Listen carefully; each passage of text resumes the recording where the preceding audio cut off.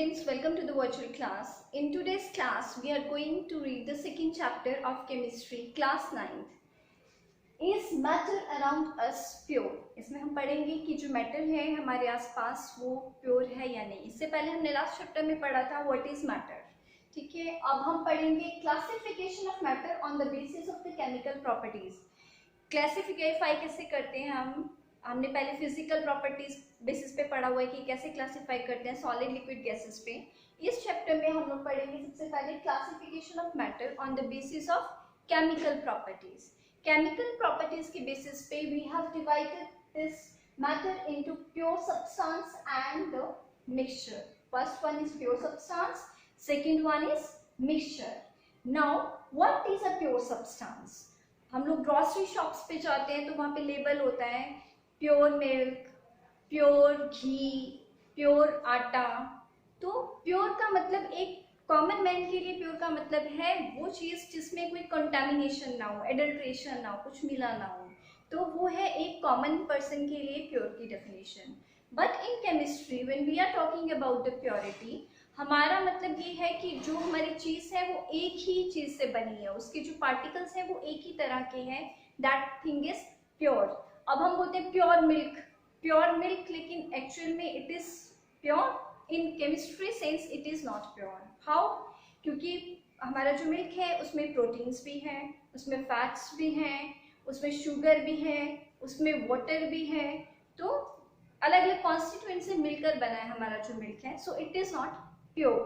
Pure means एक ही तरह का जो बना हुआ है. इसके बेसिस पे we can define pure substance as a sample of matter containing only one substance. एक ही तरह के जो मैटर के पार्टिकल्स हैं उसके हो या एक ही सब्सटेंस का वो बना हो. जैसे कार्बन एलिमेंट है, that is made up of carbon, so that is a pure substance. But second one is mixture. a sample of matter containing two or more substances. अभी जैसे हमने बात की मिल्क की, तो मिल्क में दो तीन चीजें मिलके चार बनी हुई है वो, तो उसको हम बोलेंगे mixture. Mixture is a sample of a matter containing two or more substances. Now students, we are going to discuss about substance. What is a substance? A kind of matter that cannot be separated. एक सब matter का kind type जिसमें को कि हम separate नहीं कर सकते, अलग नहीं कर सकते into other kind of matter. ठीक है, किसी और मैटर में बाय फिजिकल प्रॉपर्टीज. किसी भी फिजिकल प्रॉपर्टी से जब हम किसी सब्सटेंस के जो मैटर है उसके अंदर उसको सेपरेट नहीं कर सकते अलग अलग तरह के मैटर में, then we call it a substance. Substance में हमारा एग्जांपल्स हैं iron, sucrose. Now coming on to the characteristics of a substance. क्या क्या कैरेक्टरिस्टिक्स हैं सब्सटेंस में, क्या क्या होता है? सबसे पहले it contains only one type of matter or atom or molecules. There are atoms and molecules in the matter, and in this it is of one type only. Then it is perfectly homogeneous. Homogeneous means एक जैसा, जो बिल्कुल एक ही जैसा है, हर जगह उसका composition जो है सेम है. मानो हम अगर नमक डाल रहे हैं पानी में तो एक जैसा नमकीन होता है, वो सारे का सारा जो कंसिस्टेंसी है उसकी सेम ही रहती है, उसके कंपोनेंट सेम रहते हैं. That is a homogeneous.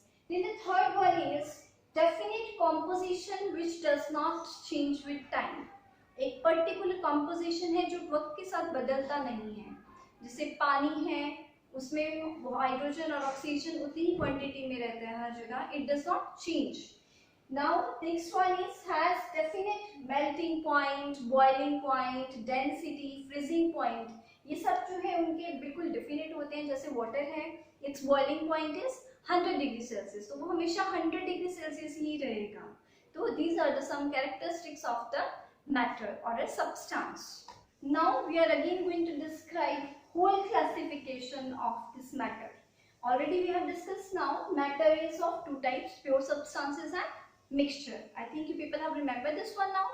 Now after this, pure substance is further classified into two, as you can see, elements and compounds. We will be discussing all this classification in this chapter later on. And elements are further classified into metals, non-metals and the metalloids. Then coming on to the compounds, now we will discuss about the compounds. Compounds जो हैं दो तरह के हैं, organic and inorganic.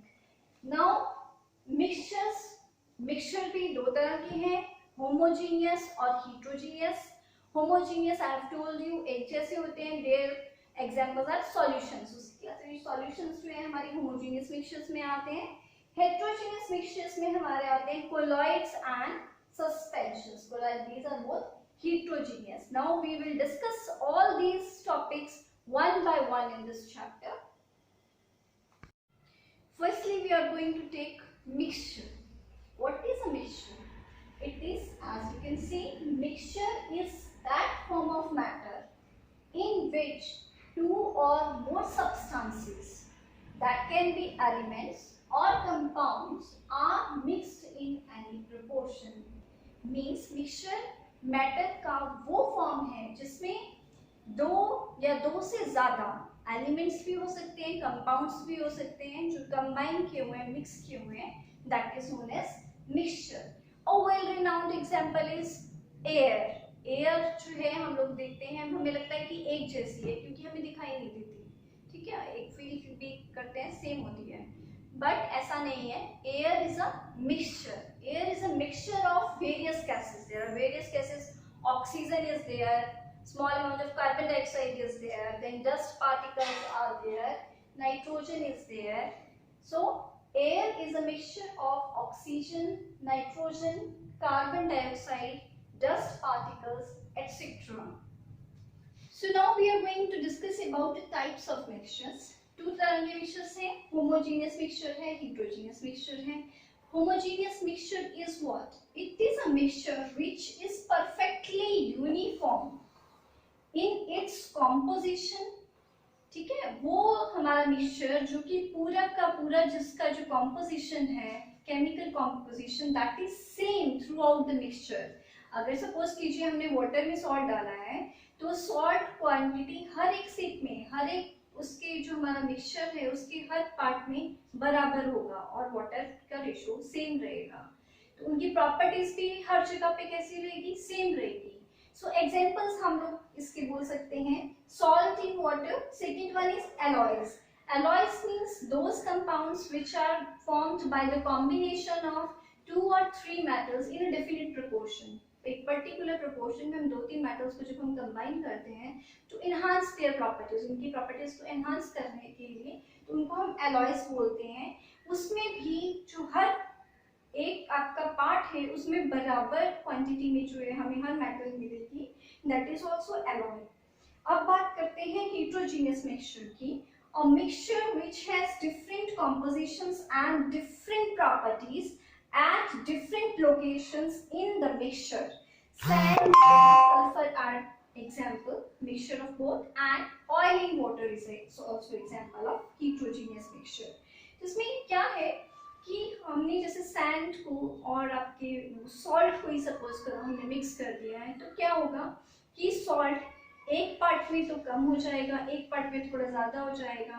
तो इस तरह से जो है सॉल्ट और जो आपका सॉल्ट और सैंड है उसका कॉम्पोजिशन हर एक पार्ट में डिफरेंट मिलेगा हमको, उनकी प्रॉपर्टीज भी डिफरेंट मिलेगी. हो सकता है किसी पार्ट में मिक्स ही ना हुआ अच्छे से, वहाँ पे हमको सॉल्ट हो तो खाली सॉल्ट की प्रॉपर्टीज मिलेगी, सैंड है तो खाली सैंड की प्रॉपर्टीज मिलेगी.